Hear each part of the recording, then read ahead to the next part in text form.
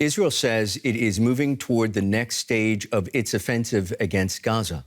Prime Minister Benjamin Netanyahu rallies troops on the border, saying more is coming in the campaign against Hamas. The military says it is preparing to attack Gaza by land, sea, and air to destroy the group a week after it carried out a terror attack in Israel and took more than 100 people hostage.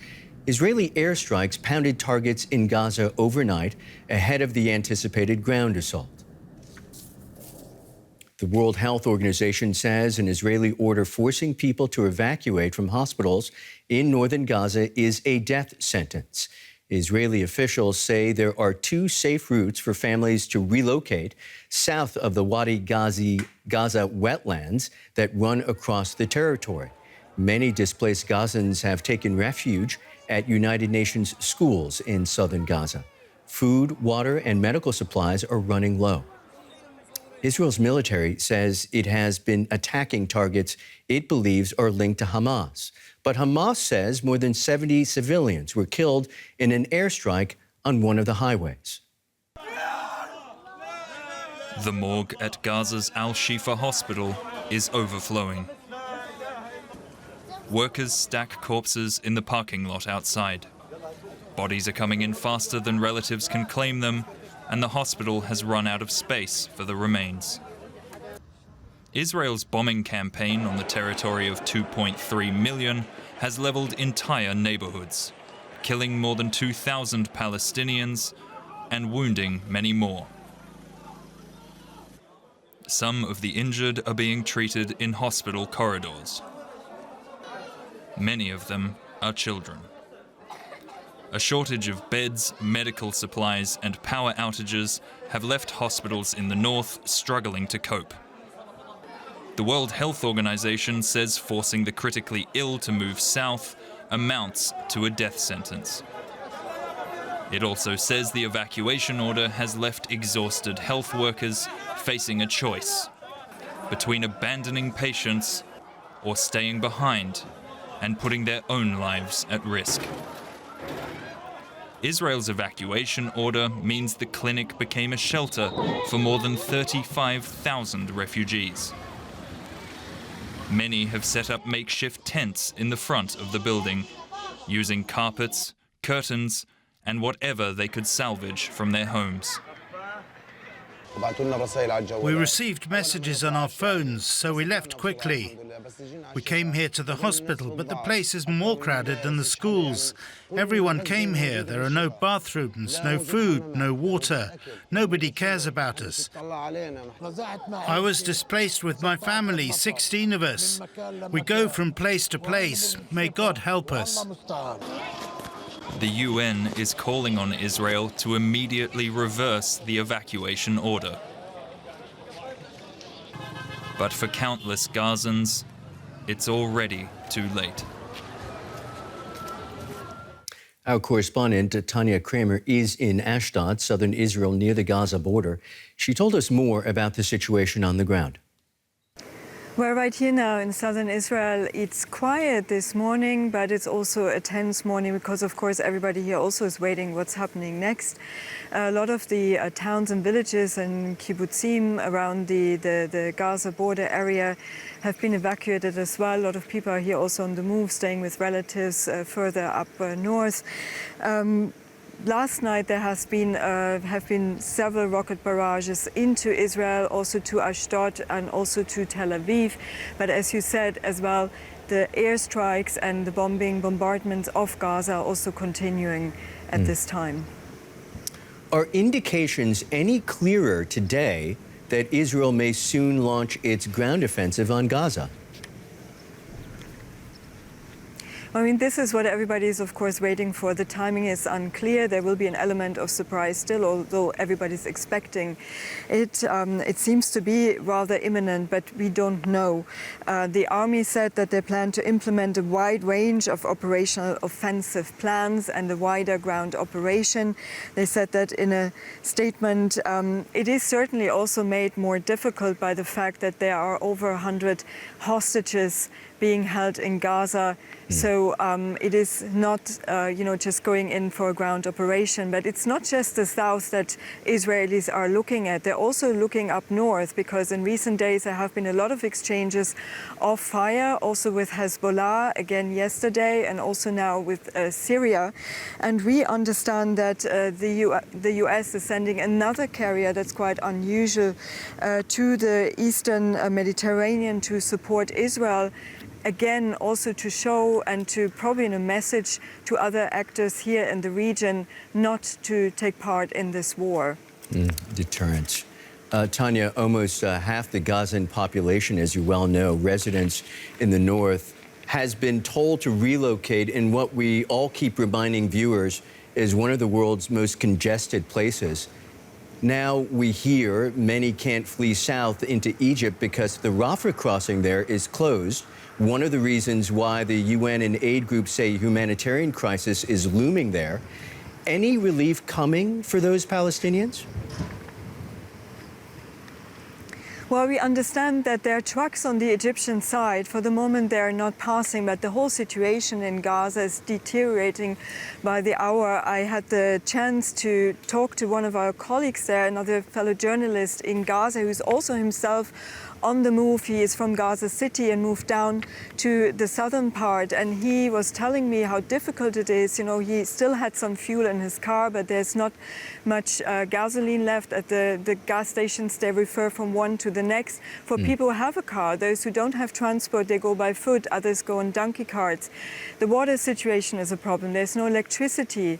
So there are all kinds of problems, and we heard from WHO also warning that they cannot, it's impossible to evacuate those hospitals because to move those patients, it's really problematic.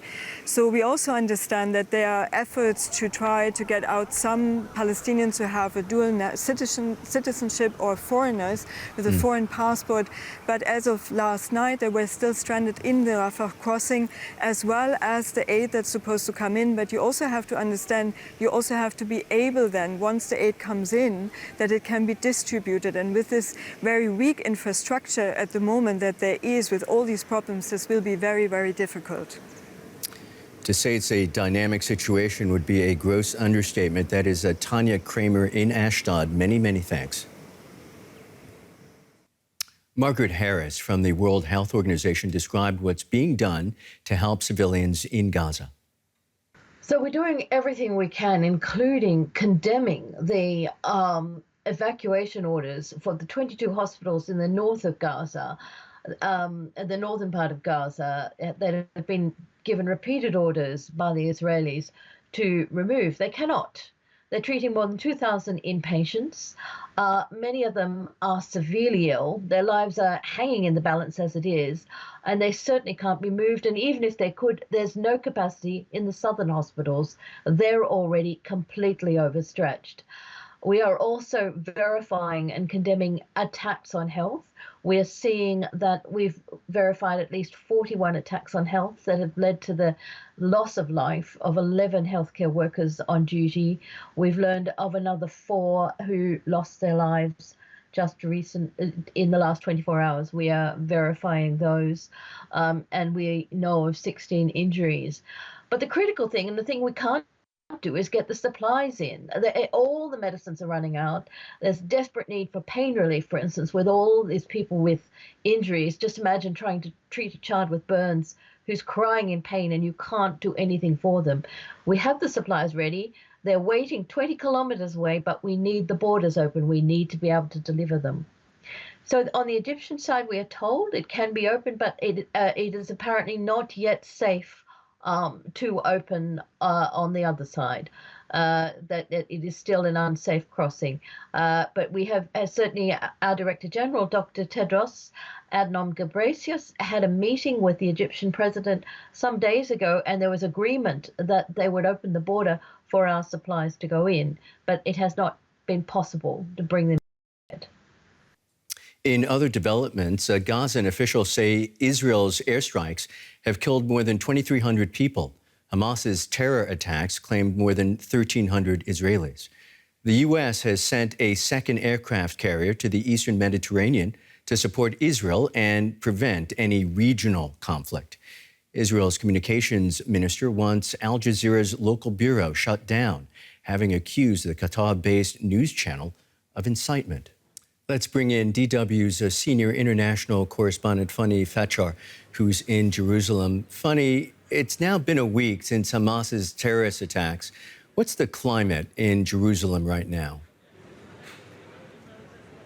If you've never been to Jerusalem, you may get the impression that there is a sense of normalcy because there are more people out on the street. But that's nothing compared to what life looked like here more than a week ago, before this terrorist attack was unleashed by Hamas militants on Saturday, killing hundreds of people and abducting at least an estimated 150 people. Still unclear, as we have just heard in the report, what exactly is happening to them. When it comes to the atmosphere all around and even just the impact on Israeli society, that's really early to tell. One has to understand that prior to all of this, this society has been much polarized when it comes to the domestic government here. That's not going to disappear overnight.